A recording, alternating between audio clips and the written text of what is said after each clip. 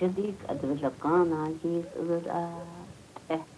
نخاتشني أدرسو بلقانا صدلين بلقانا فيدي هيو. My grandmother told us things our forefathers spoke of long ago, that when our children had learned the white man's way and spoke his language and had lost the old Navajo way of living, the world would come to an end, and they would all be destroyed by big winds, water, and fire. I believe now that this may happen. Many things that were said in the past are coming true. Our children have been taken away. Much of our livestock has been taken away. Now there are wars, and our sons are being taken to fight those wars. The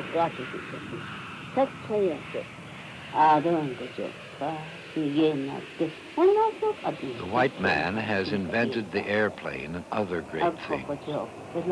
Maybe it's because they are more educated that they can do these things.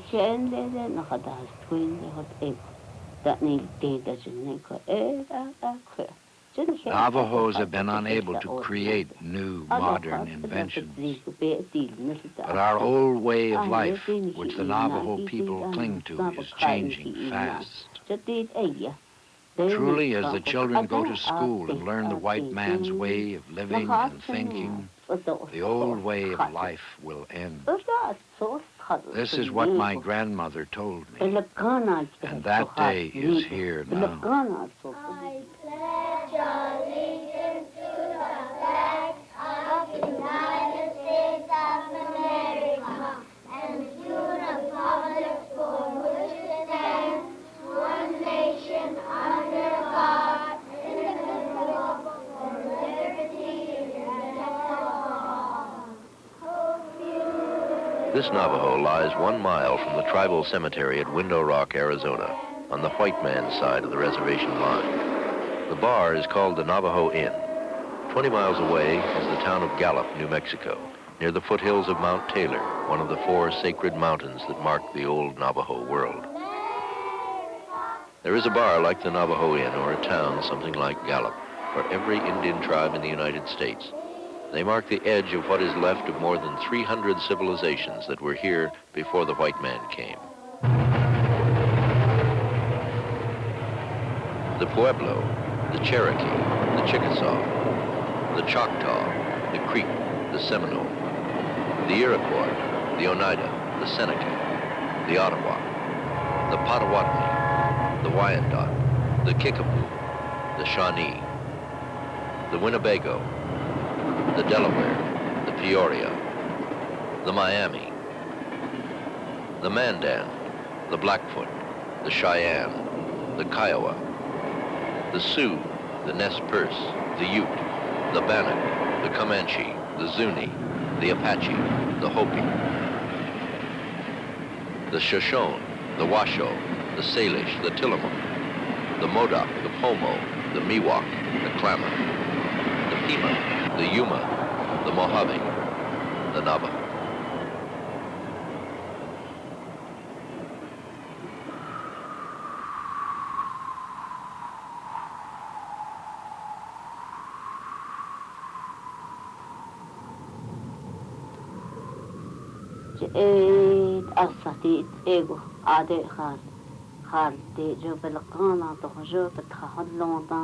Before there were any white men, our forefathers lived and worked according to their own ways.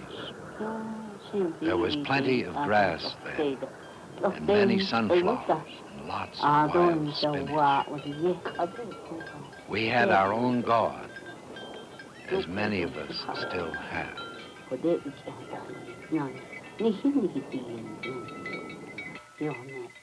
The sun,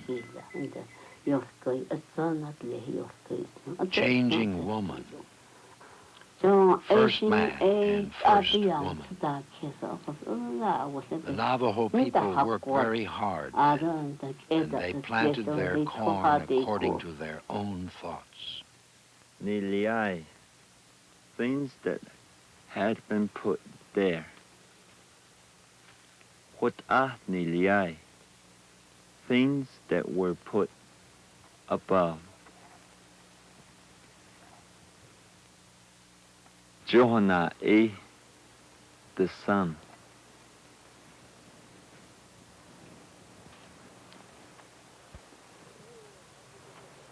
Kehonae, the moon. Son, the stars. Nasan bakat niliai, things that were put on earth. Nahakat hinani, the living things on land. Nanset, the plant.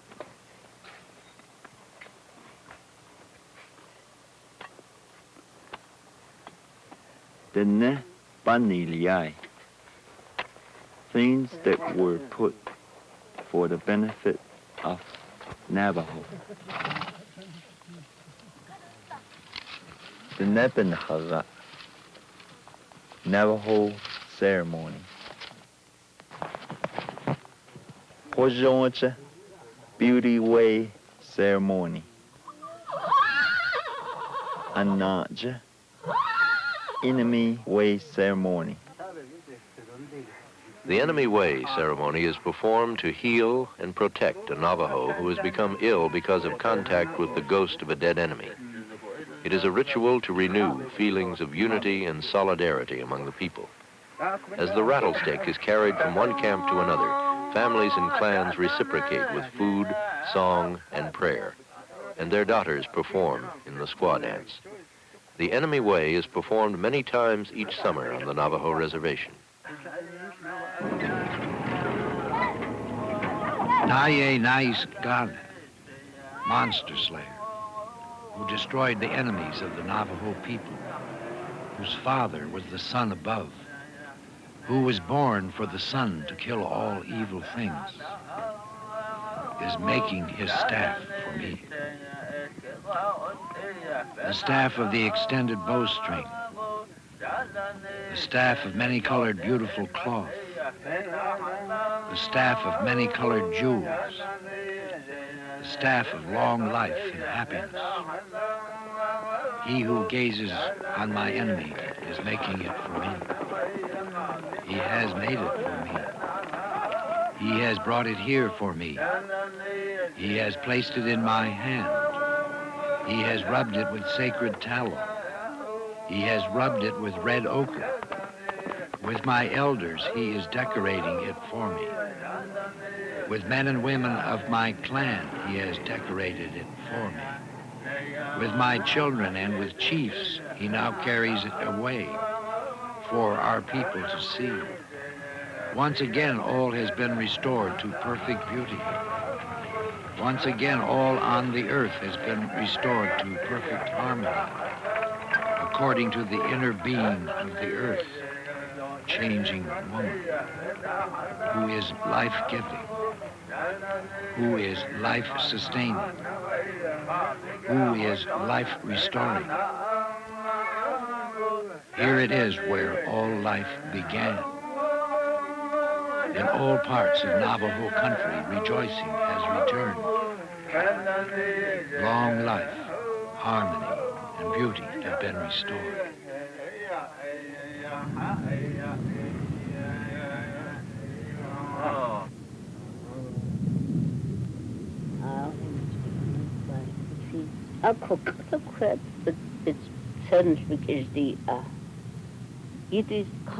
Still, there is the legend of Nawilbihi, the winner, from whom the white man was destined to come.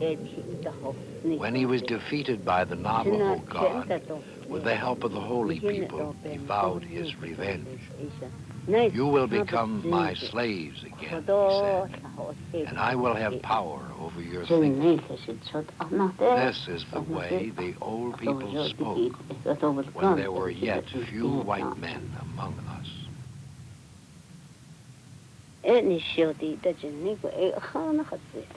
Now our children are becoming like the white man, and our world is coming to an end.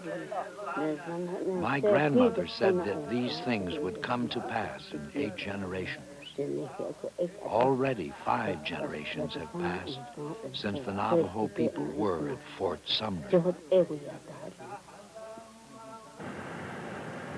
Fort Sumner, New Mexico, is an empty field now.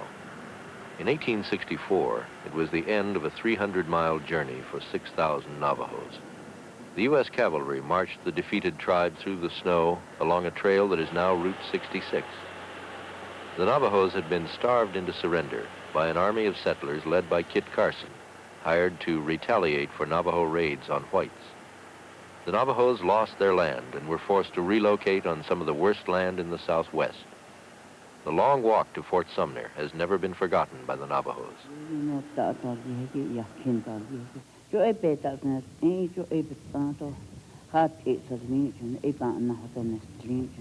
The Navajos lost their sheep and their corn. They were stolen by their enemies, the Mexicans, the Pueblos, the Apaches, and the Utes, who started making wars that lasted a long time.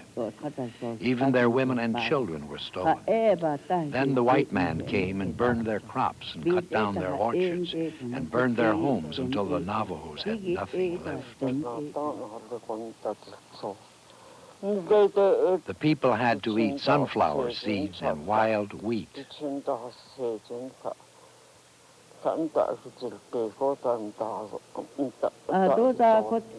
many starved to death. The starvation continued until a white man came and said the Navajos must go to Fort Defiance, or they would all be killed.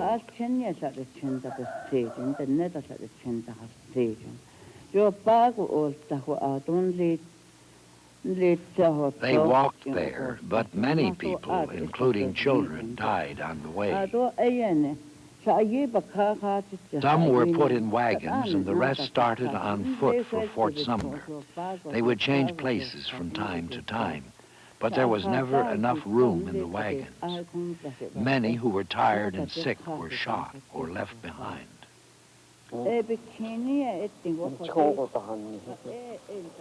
Many good people died at Fort Sumner of illnesses that were strange to them. My mother was born at Fort Sumner. My grandmother was 14 when she went there. 7 people in her family died at Fort Sumner. Her mother, her father, her sister, her brother. Government leaders told the people to be patient, but there was continued unrest and pleas to return to their own country. Finally, a commission of white men came from Washington. To the Treaty Commission from Washington in 1868, the great Navajo headman Barboncito had said, "I hope to God you will not ask me to go to any other country except my own." The Navajo knew that all eastern tribes had been removed from their countries and transported or marched west of the Mississippi.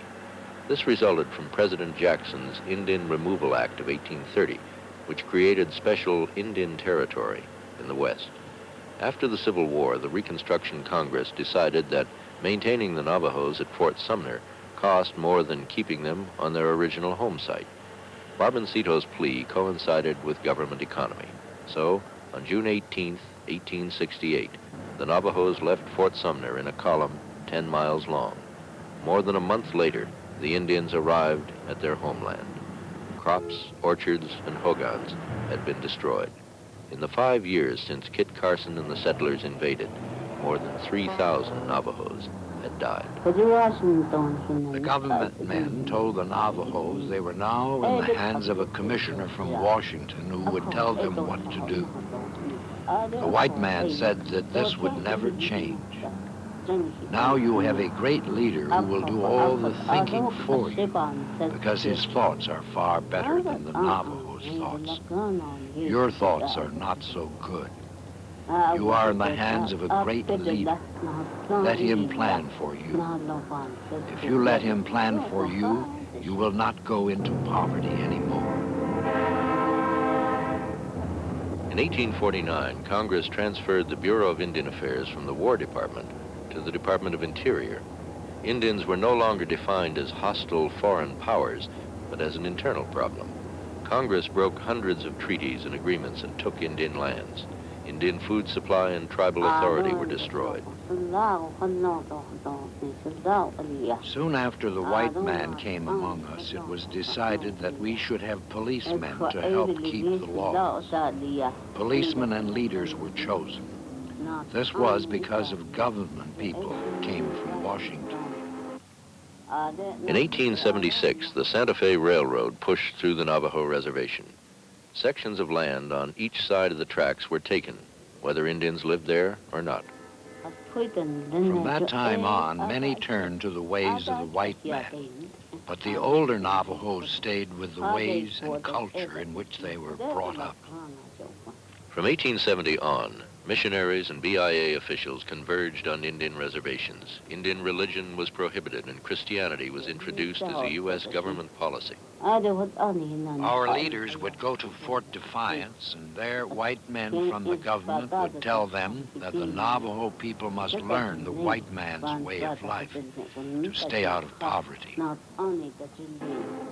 the 1940s, the government moved toward achieving the final solution of the Indian problem by withdrawing its services and initiating an assimilation policy to relocate Indians in urban areas.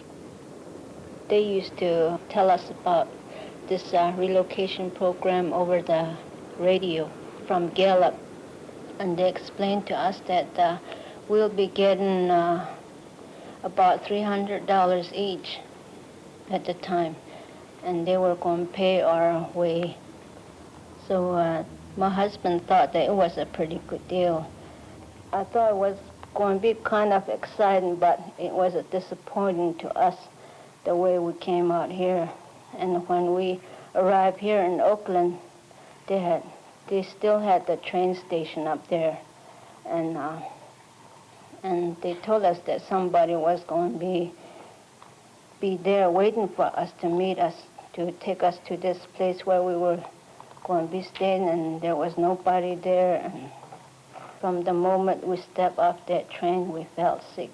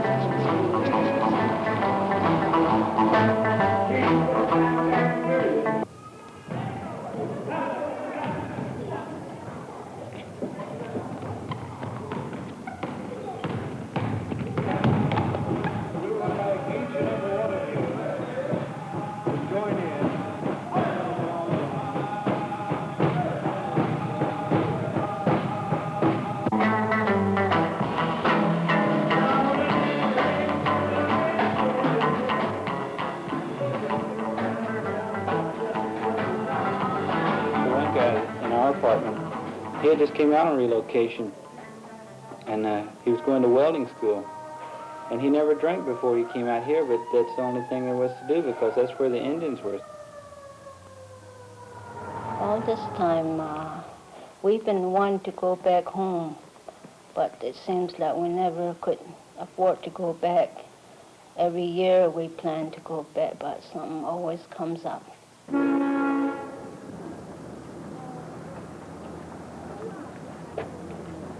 The action the Adoska at Aya Don Hinik is not dead. Washington Navajo also Eric. Then the government men said, now you are going to put your children in school. You are no longer to live according to your own ways. They told our people that our way of thinking was not good because we went on raids and stole things and were not educated. In 1928, the Merriam Report to Congress concluded that Indian education had been a total failure. In 1967, a Senate subcommittee heard new testimony from Indians. Its conclusions were spelled out in the title of its published report, Indian Education, a National Tragedy, a National Challenge. I went to the Indian schools when I was in the elementary schools, and we learned about the wonderful government we had in America and how we came and discovered this beautiful land. Back at home, we were here in the BIA and the David Riesling spoke for a group of California Indians. On this hand, we'd learn that you wave the flag over here, and we'd learn about all the wonderful treaties we made, and we uphold the treaties, and go back at home and we hear that there's not one treaty been upheld by our government, and pretty soon we have to decide, do we believe the teacher or do we believe our parents? See, then we have the conflict. We start arguing with our parents, and if the parent convinces us, we go back and argue with the teacher. And this is just an example of how these frustrations come about. They can come about in religion. We go out there, they say that your religion is all lousy over here, but then the Jewish people come over and the Catholics and so on, people come over, their religion's all right, but ours is all wrong. So we have this frustration that developed within ourselves of who is right, what is right.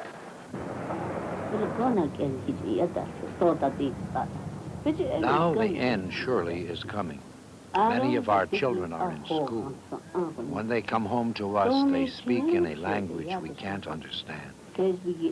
Many are even discouraged with the way we live and say, why don't you get a house? I don't like this dirt floor. Loathe. I loathe him. All right, now, at the end of loathe, the tongue must be between the teeth. Intermountain School at Brigham City, Utah, 350 miles from the Navajo Reservation, is the largest coeducational boarding school operated by the BIA. It is an all-Navajo school of more than 2,100 students 12 years or older. A former Army hospital, the school has been in operation since 1950.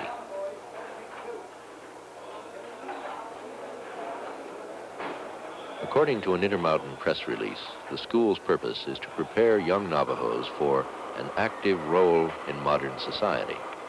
Conflicts that this transition causes are described by the principal of Intermountain, Miss Wilma Victor. I think that our students encounter many kinds of conflicts in making the transition from the Navajo culture to the dominant culture. Our students are going into a time-oriented schedule.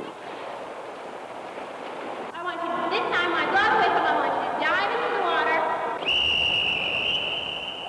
The Navajo culture recognizes the passage of time for a day by morning, noon, and evening.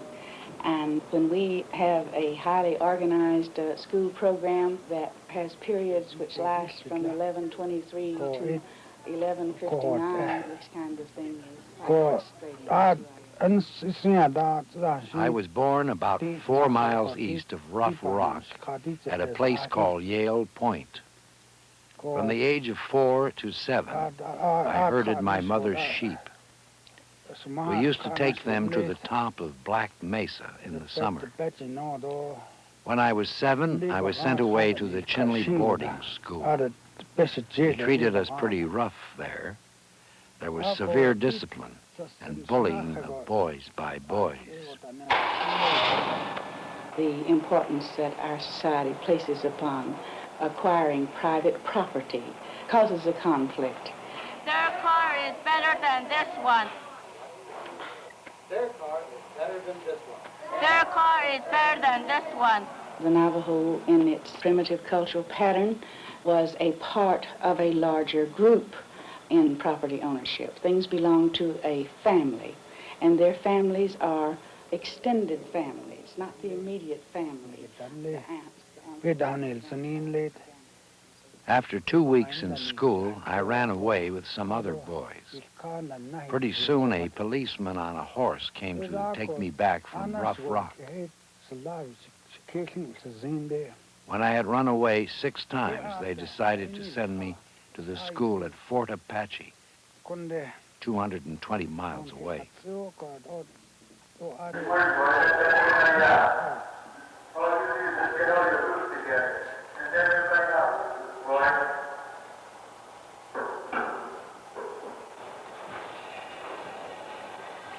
Under an Intermountain description titled Student Attitude, we find the following. The general outward appearance of these students is one of quietness and calmness. In looking deeper, however, we find withdrawal and suppression of intense feelings. They are in a state of insecurity as to values because of the need to satisfactorily blend the two cultures in their lives. They are accustomed to failure as an academic way of life. They fail to understand the goals of their educational program and therefore lack motivation to achieve these goals. After a year at Fort Apache, I ran away from there too with 5 other boys from Rough Rock. I was home for about a week, herding sheep and horses. Then one day, as I started out, I saw the big policeman's horse outside the Hogan. I started off on foot up a wash that leads to Black Mesa, but I heard the hoofbeats of the horse behind me. So after my 12-day journey, I was sent back to Fort Apache. I was 9 years old.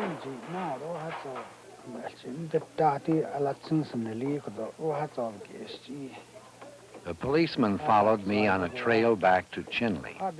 A truck was there from Fort Apache with other boys in it. That night, they hobbled our legs together with handcuffs and made us sleep upstairs in the policeman's house so we wouldn't get away. Next morning, the handcuffs on our legs were tight and pinched as we pulled each other along, tied together. They put us in the truck and took us back through Indian Wells and Show Low to Fort Apache. For punishment, the school supervisor put us in girls' dresses and made us carry logs round and round the parade ground of the old fort. We did this all day for 2 weeks. Put this little dot of this on your forehead, your nose, your cheeks, and your chin. Now this is your protective cream so that it's protecting your skin from the makeup. It is a shame, I think, sometimes that we have to inform them of the fact that there is an individual obligation to oneself to achieve, because they feel much more strongly that every individual must be ready to share everything that he has with someone else. We don't teach them that this is wrong, but we do try to motivate them to personally achieve to their highest capability.